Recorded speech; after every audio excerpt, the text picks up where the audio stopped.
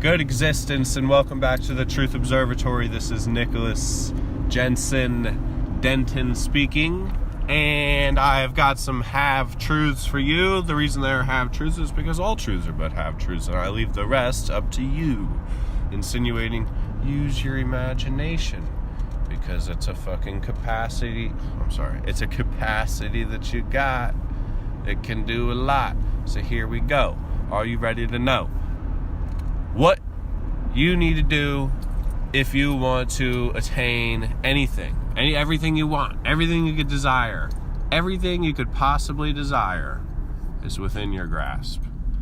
You just have to follow two key rules that govern how the reality works and responds to your intents and your desires and your motivations and mentations and your bullshit and your subconscious. Because we're living in a virtual reality, quote unquote, and our subconscious is kind of like the server that the whole thing is running on. And it's like the processing unit is determining what happens in reality is what's going on in the collective subconscious.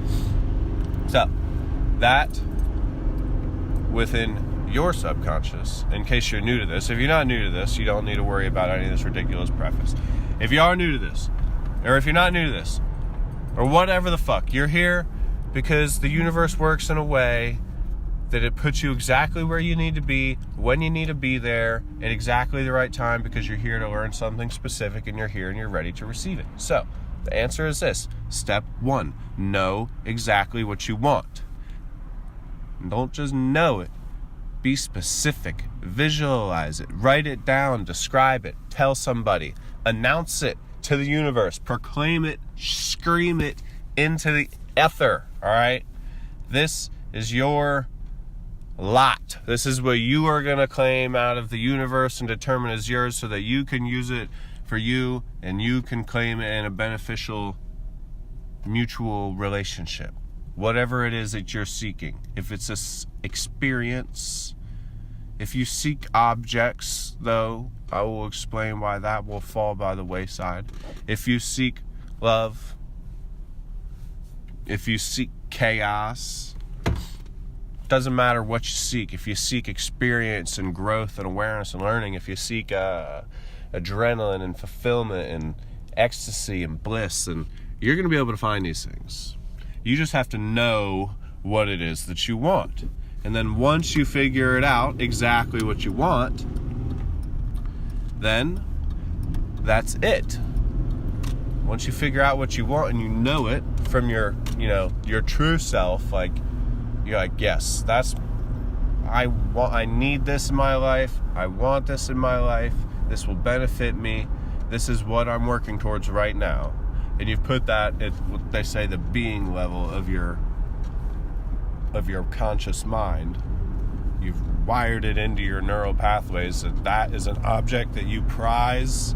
That is an idea that you put a lot of value and meaning into. So you know what you want and you're specific with it. The next thing you have to do is simple. After you know what you want, you immediately go in to the next step. So you got to be ready for the next step.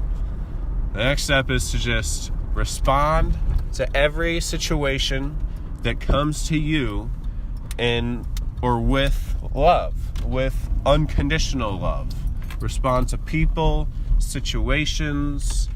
It doesn't matter what kind of crazy interaction you're walking up in on. You just see it, unjudgment, no bias, no dissonance, nothing, pure, with complete clarity. And then you respond with love. What does that mean, respond with love? Just respond in a compassionate way. Most people, as soon as they see something or hear a word, they let out all this energy and their whole body tenses up. What they think, that's not what you want to choose to do. That's releasing precious energy, okay? These are subtle energies that you're choosing to let them go, but in your choice. It is negating the natural state of consciousness. So you choose to do the loving thing, the helpful thing, the beneficial thing to everything, because all this, what is really happening is turning your consciousness, which is a waveform, into a shareable and coherent wave. And so, because when you respond with angry, hateful, spiteful, negentropic thing, or sorry, not negentropic, but entropy increasing attitudes and behaviors, you create incoherency. You create waves that are hard to share. And what you did in the first step is you set an intent, and that locked you on to that specific vibration, that essence of what that was. It already exists in the mental space of the shared collective of the universe, and when you lock onto it, you tether a linear connection, direct an angle, a straight line. They say spirits only travel in straight lines. You're connecting a part of yourself to that idea. And then everything that you do, because time is vibration. And as you move through time, things can go quickly, or things can come to you quickly. You can, depending on how you perceive it, go to them. But you see, it's not really going. It's just you are attracting a part of you to you, because we live in a collective cosmic mind, and we're all helping each other build this up. But I mean, that's really, like, I would call that the larger consciousness. I wouldn't call it. Somebody else has deemed it that, the larger consciousness system. So that is what is helping provide what we intend to get out of the universe, to give it to us. You see, that was weird.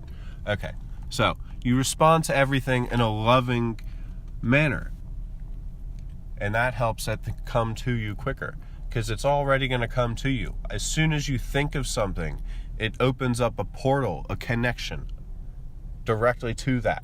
If you think of a person, of a time, it connects you to that time. If you think of a time when you were with somebody, connects you to those people. So you got to see where your consciousness is going, and how you're giving energy out, and where you're putting your energy, because they're definitely I perceive them as very, very important concepts. And the point, okay, so when you figure out what it is you want, and some of you may want, and you want to go out and get something materialistic, you want a new Ferrari or Bugatti or something along those lines, and then you get that, and then you feel unfulfilled, and you feel, I'm not going to say you're feeling fulfilled. Like, if you want to, go out and get it. But I've tried to do the material things and the drug things and the women things, and none of that shit gives you fulfillment. I'm telling you, the only fulfillment you get is from recognition that there's something that's out there that's helping you. And they call it mutual aid in psychology, a factor in evolution. But some people call it God, some people call it the larger consciousness system, some people just call it evolution. Some people, they don't know what they're calling it. We're all ignorant, really, because we don't know what it is. We can't really describe it. That's what science has come down to. So that's how this system of getting whatever it is that you want works. So you'll see that, yes, your desires will change over time, because as you get what you get, you'll realize, okay, what's really worth something here is how I'm interacting with people. That's the biggest impact you can have on the world, is creating a better quality of living for all of us. And so you start to think about it. You're like, man, I can have anything I want. What do I really want? That's the question you gotta ask yourself, because the answer becomes very clear. And I'm trying to give people the answer to that question without straight up telling them, because that takes all the fun out of it. So those are just my thoughts on this day of the Tao, of the great vibratory thingy. Have a beautiful existence. God bless. Remember, the spoken Tao is not the written Tao. Or fucking hell. The spoken Tao is not the eternal Tao.